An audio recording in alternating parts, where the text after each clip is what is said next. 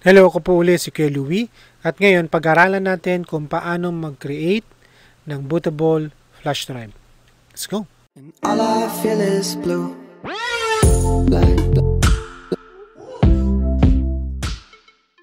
Okay, ito yung pangalawang beses na gumawa ako ng video may kinalaman sa pag-create ng bootable flash drive.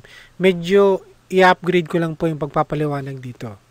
Unahin natin yung ibig sabihin ng bootable device. Pag sinabi natin bootable, kinuha siya sa root word na boot.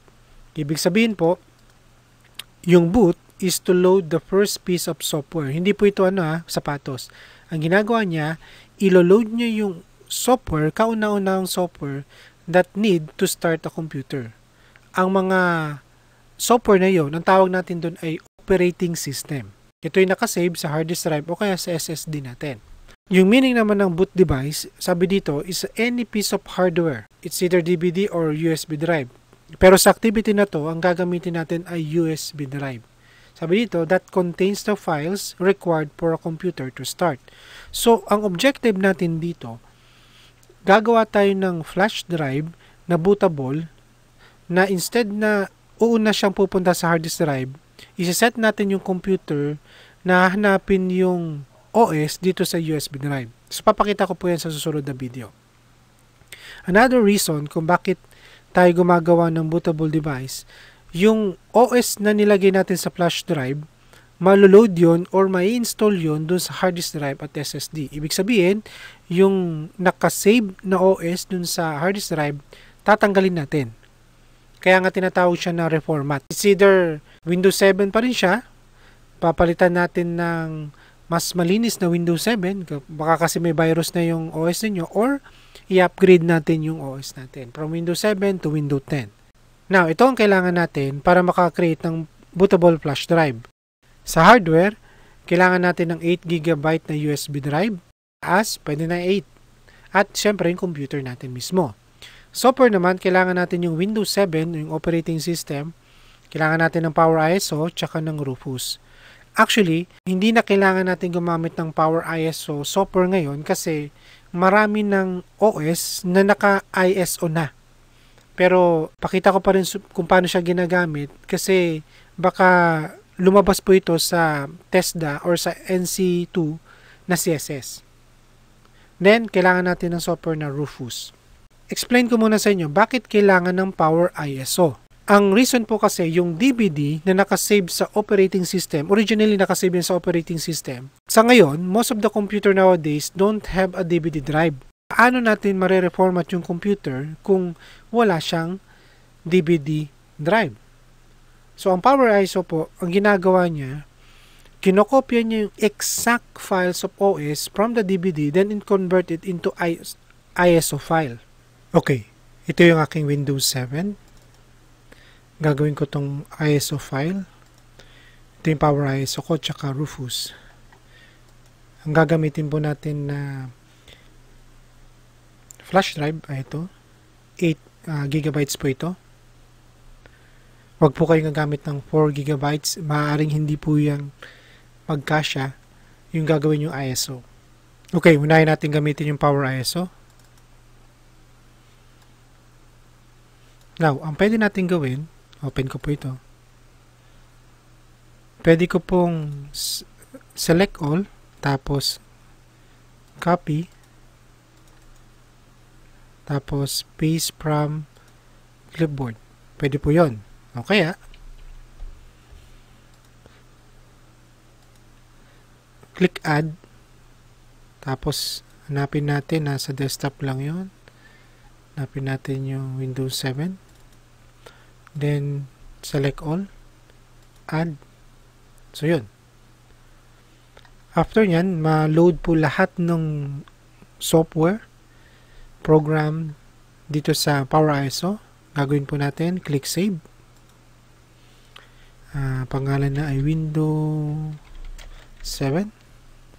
Then, ito yung importante, no? Yung sa save as type, click natin yan.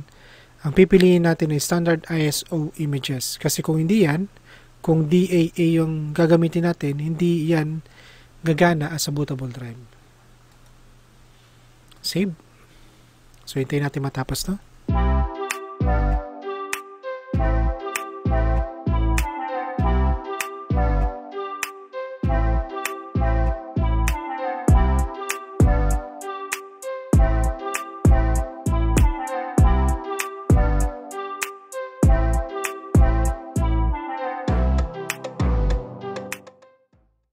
Okay, tapos na. So, yung file na to, tingnan natin kung saan ko nilagay. Yun, Windows 7. Tingnan natin kung ISO file siya. Right-click natin, Properties. Yun. .iso na siyang files. So, next ang gagawin natin, Rufus. Yan.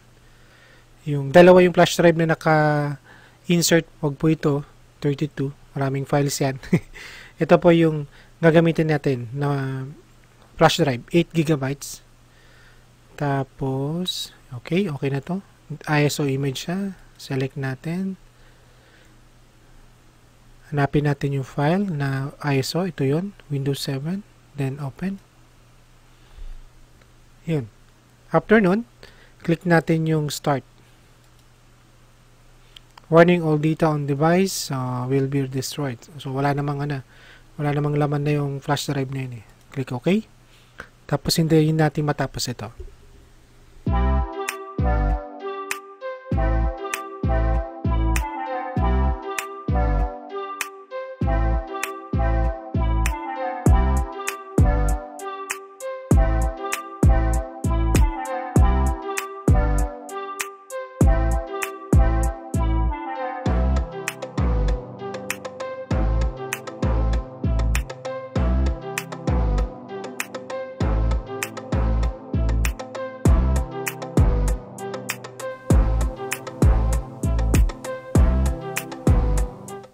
Okay, so tapos na siya. Nakalagay dito ay ready. Now, ang gagawin natin, check natin yung flash drive. Refresh natin. Close ko muna pala to.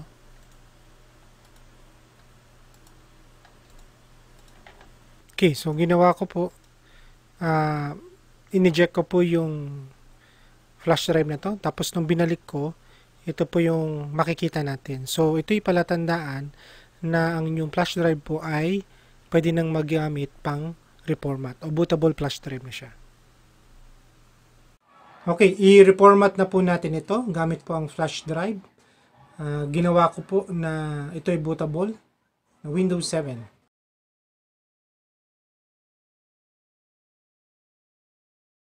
Sa part po na to, hindi ko alam kung F1, F2, F4, F10, delete. So, ang gagawin ko, sabay-sabay ko silang i-click para pasok tayo sa BIOS para maset natin yung flash drive as first boot.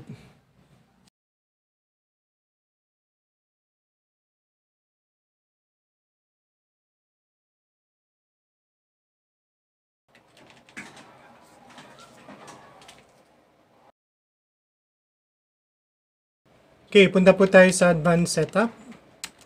Gawin nating first boot yung removable device.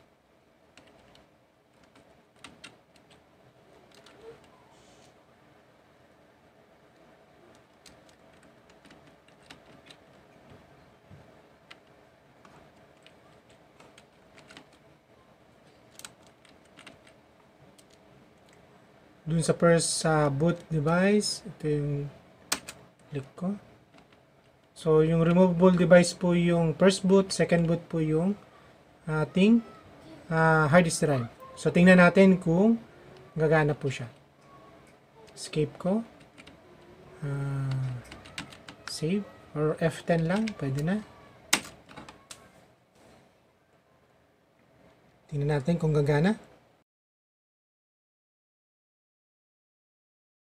Hindi siya gumana.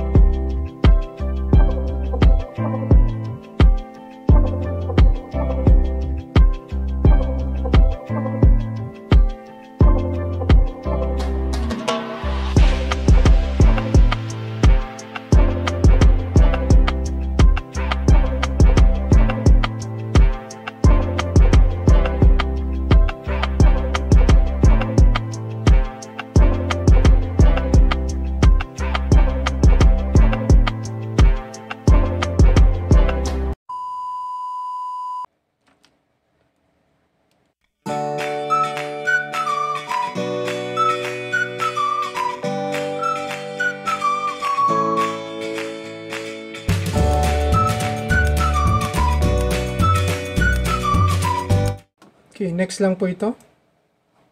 Install now.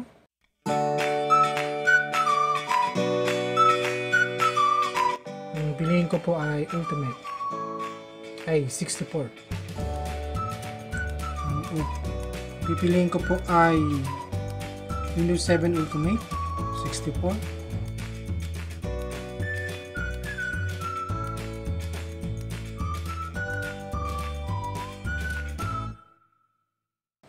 Okay, so sa dalawang ito, ang pipiliin po natin to.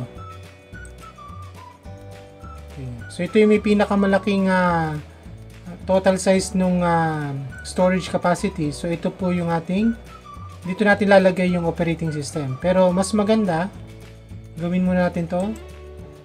Format natin para mas malinis.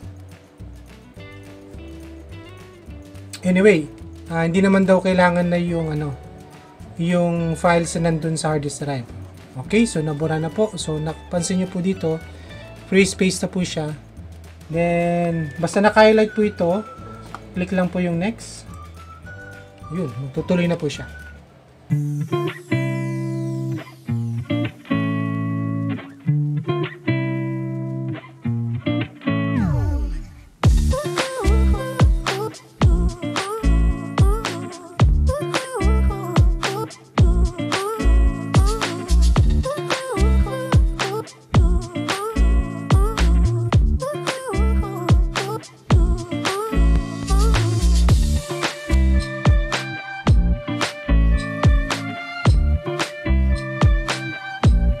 Sa part na to, hindi ko nalalagyan ng password.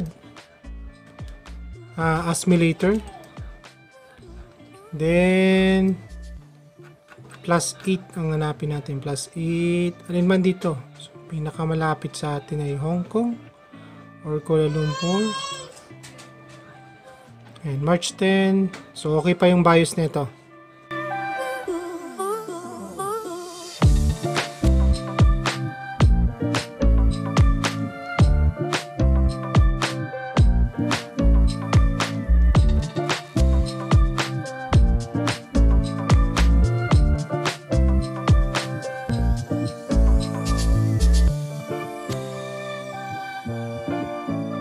Okay, so na-reformat na po yung part na to.